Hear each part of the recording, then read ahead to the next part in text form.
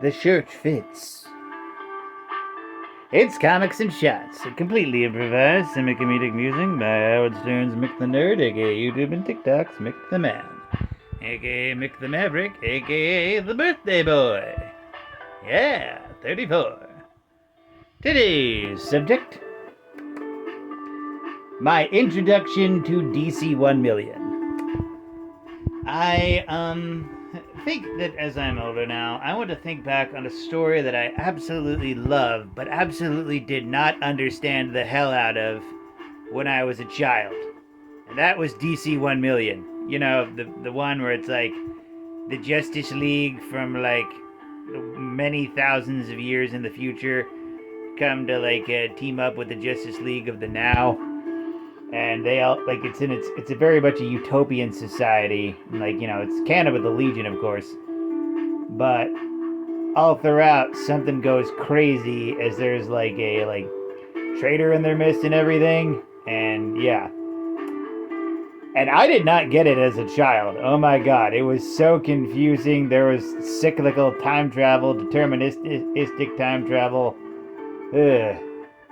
Superman of the like 853rd century's powers, they were so wait, no.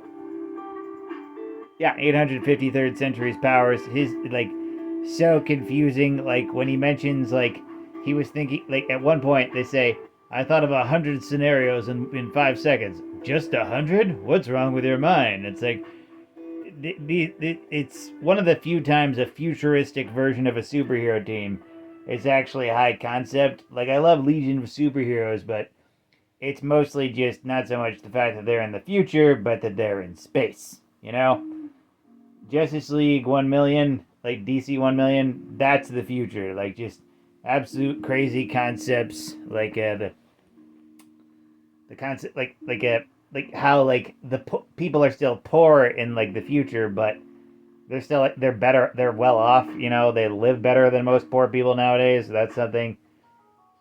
Like information is currency in that, and like you can be a superhero recreationally, like with a little icon thingy majigger.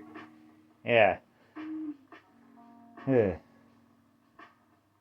And I did not get that because it was like, yeah, it was so much time travel at once, and Grant Morrison. So much time travel and Grant Morrison. It was a Grant and Morrison led vet. And I have like the whole volume in my house, like all of it. I think I got that up for my birthday. Real birthday is a while ago. And the collected edition is a bit of a slog, but it's interesting. I will say it's interesting. Yeah. Including this one spin-off comic from it that's in the compendium that I wish I read as a child. Because like one of the big things in DC 1 million are the concept of tesseracts, three-dimensional spaces, fourth-dimensional spaces accessed by a three-dimensional like circuit or whatever.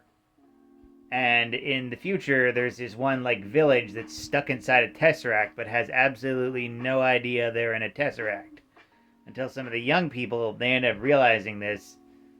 But you know, the High Council want to brainwash them and make them believe that there's only this, that they need to be realistic.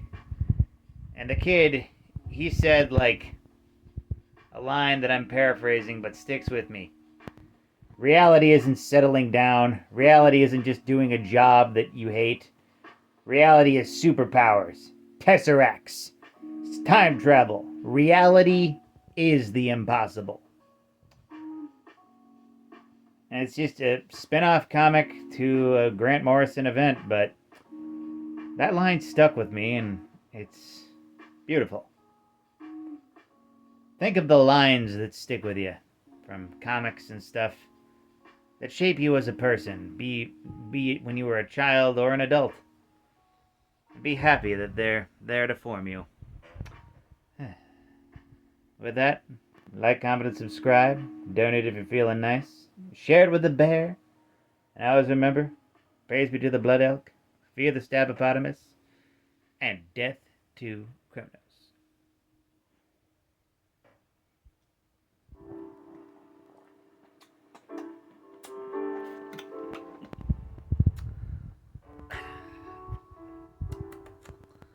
Whew.